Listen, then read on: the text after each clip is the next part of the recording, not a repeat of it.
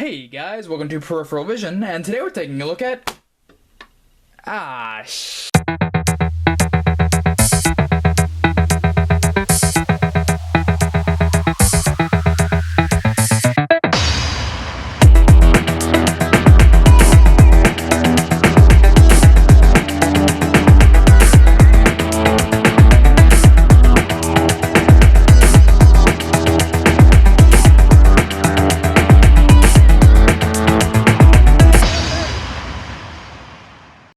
The Power Glove. I love the Power Glove. It's time to talk about it. But before we dive into what I am technically required to call a controller, let's take a look at something that's often overlooked. The manual. Now, typically I don't look at these manuals when I do the reviews, but I'm going to show you this one because it's a real gem. First off, this kid obviously very excited because he got a Power Glove from Santa for Christmas. He's about to learn the meaning of disappointment. But wait, there's more. Because you see, this peripheral has a plot line. The glove master here is going to teach little Digit how to use the Power Glove. Okay, glove master, you are looking like Captain Stranger Danger from where I'm standing, so you better keep it on the level. I don't want to see anyone playing with their little Digit. But it's actually a pretty good little manual. It's got comic strip instructions for how to use all the different facets of the Power Glove and some programs towards the back that I will explain later. And it's a neat little manual. But seriously, dude, those sunglasses are not doing you any favors. Now back to the main event. The Power Glove was released in 1989 by Mattel for the Nintendo Entertainment System to a staggering amount of hype, largely due to the marketing. You see, the glove was featured in the movie The Wizard, where the radical antagonist Lucas uses it against the movie's hero. Now, this is a large part of the lore for this controller, because Lucas explains that he loves the Power Glove because it's so good at controlling video games. Now, that's a lie. This is not good at controlling video games. And a lot of kids were disappointed.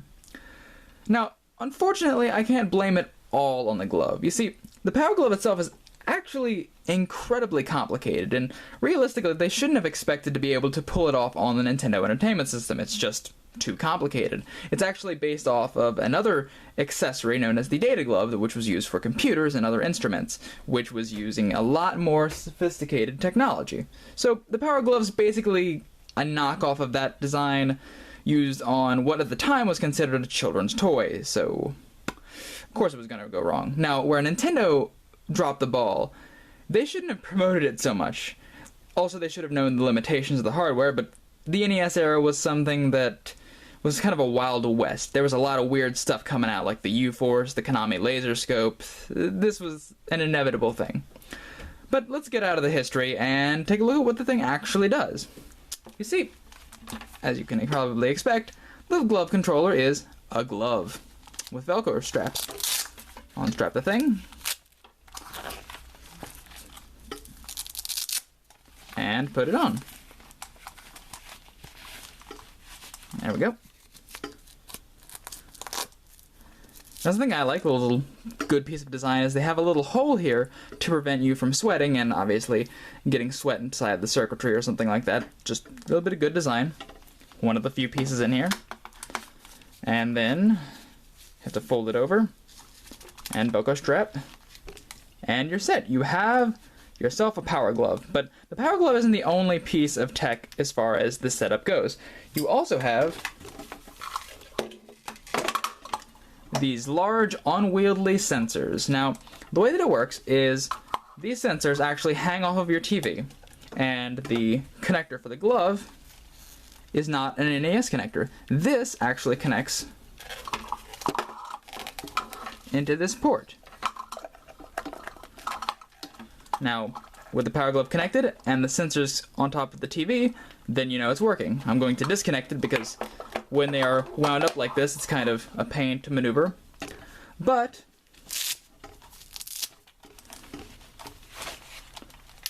here you see these two things. Now what this is an ultrasonic speaker. Both of them are. And it sends out ultrasonic waves into these receivers. And depending on which receiver receives those waves, it indicates where the glove is positioned. It triangulates where your hand is. And again, kind of ridiculous for an NES controller, but very advanced and good effort. And you basically hold it, and you can point it to move your character. They also have these little ridged fingers. Now what they do is, when you bend your finger, it sends a signal to the controller as if you were pressing a button.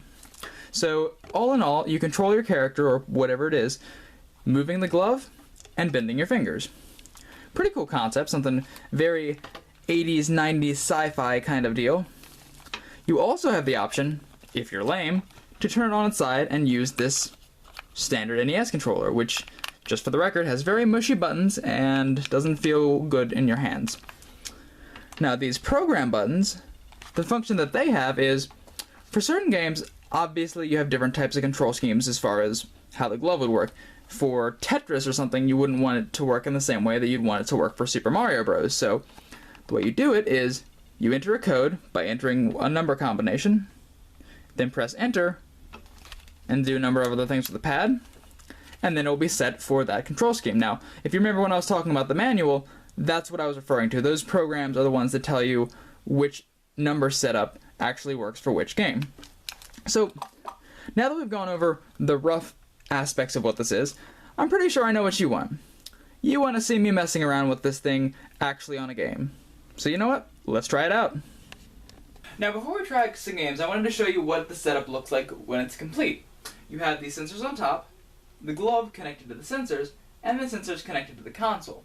Now, the sensors here create a bit of an issue because if your TV isn't the exact right shape and size to fit them, it becomes the most infuriating process ever. And if you even look at them funny, they will fall off. So, good luck.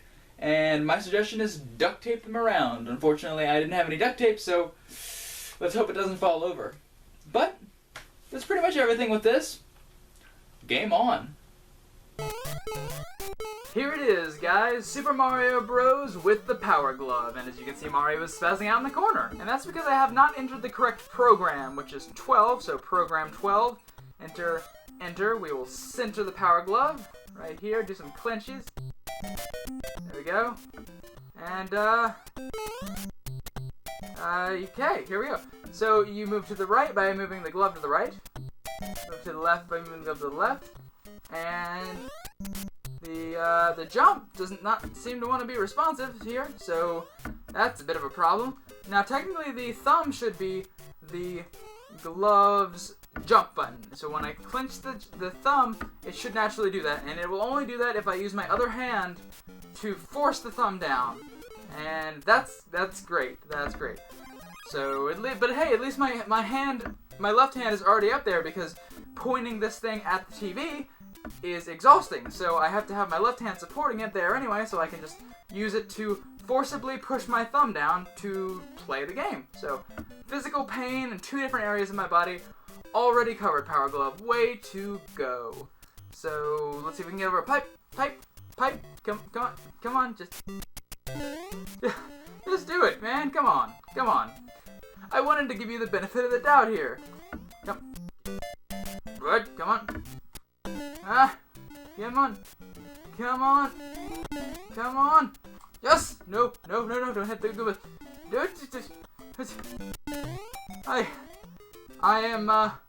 I'm steadily... Oh, wait, I went down the pipe, taking the shortcut. Probably needed anyway. But hey, at least I get to get all the coins. And, maybe. Wow, the time... You never realize how fast that timer goes until you're playing with a Power Glove. You are playing with power.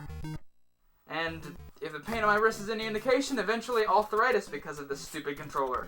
But hey, we're almost done. We just gotta get through this thing. And come on, man, Mario. Come on, Mario. There we go. And just yeah. Just get this coin. Just because Mario's all about the Benjamin. I don't care. Whatever. Just move to the right, Mario. Move to the right. It seems like, and I've tested this a couple times with a couple different games, and it seems like a big theme with the... No, you... Please just let me beat the level. Please just let me beat the level. No. No. You suck. So in conclusion, the Power Glove was basically a failed experiment, an idea that was ahead of its time, the technology of the day just couldn't make into a reality. Did they try it again later? In varying capacities, yes, but generally speaking, the glove-based controller just got killed with this guy. But hey, gotta say, I do love the Power Glove. It's so bad. Later days. Gotta hate this controller.